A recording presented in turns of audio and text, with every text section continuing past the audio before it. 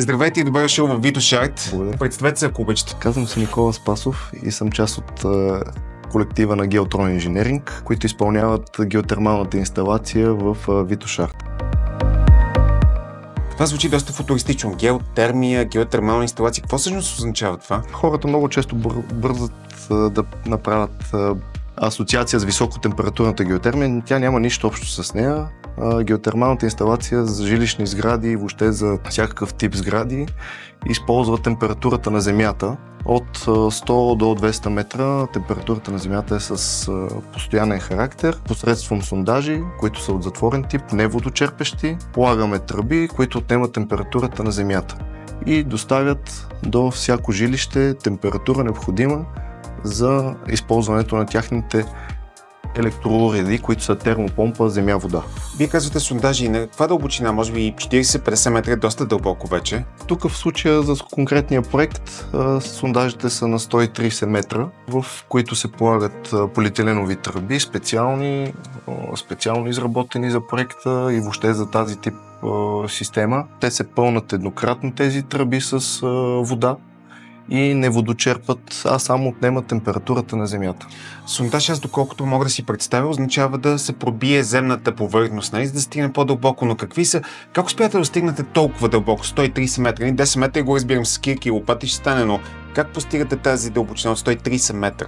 Посредством специализирани сондажни машини, които са предназначени само за направата на нискотемпературна геотермия, която е в случая. Те са специализирани инструменти и специално обучени колективи, които имат дългогодишен опит с направата им. Тоест не става с кирки и лопати, не става, нали така? Не, и с по-обикновена сондажна техника също не става. Колко време отнема изграждането на подобна инсталация, да кажем за една сграда? Зависи от големината на проекта и съответно необходимата мощност, която трябва да доставиме за съответния проект. От това се обуславя N на брой сондажи, които трябва да изградим. В случая за този проект първият етап са 119 сондажа по 130 метра.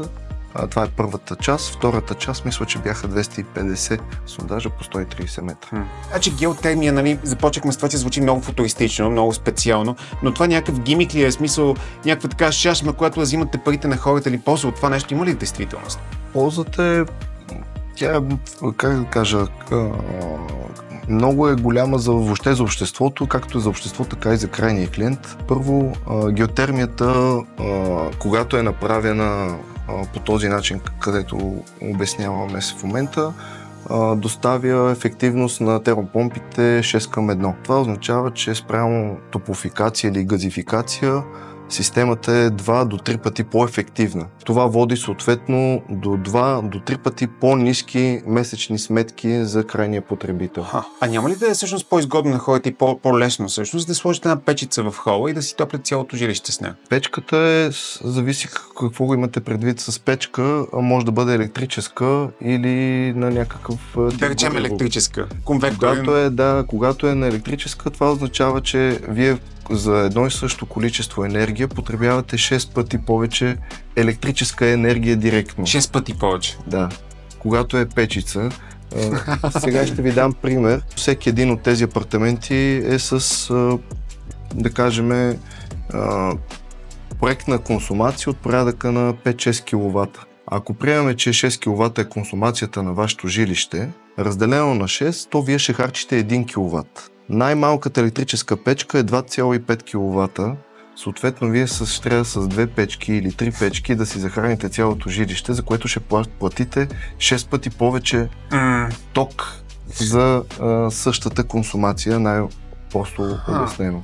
Това за печката беше в голяма степен шега, но реалният въпрос е какви са месечните икономии на едно стандартно семейство, да кажем 3-членно или 4-членно? В порядъка на 80-100 квадратни метра едно 3-членно семейство, заедно с консумацията на топла вода, не би трябвало да плаща повече от 50 до 100 лева месечна консумация. Това вече зависи и как те вече консумират топлоенергията и студоенергията. Дали искат да поддържат 22-23 градуса в своя дом или искат да поддържат 25-26 градуса в своя дом. От това също се обуславят и месечните сметки. Хубавото на геотермията е, че тя всъщност променя един парадокс, за разлика от аеротермията.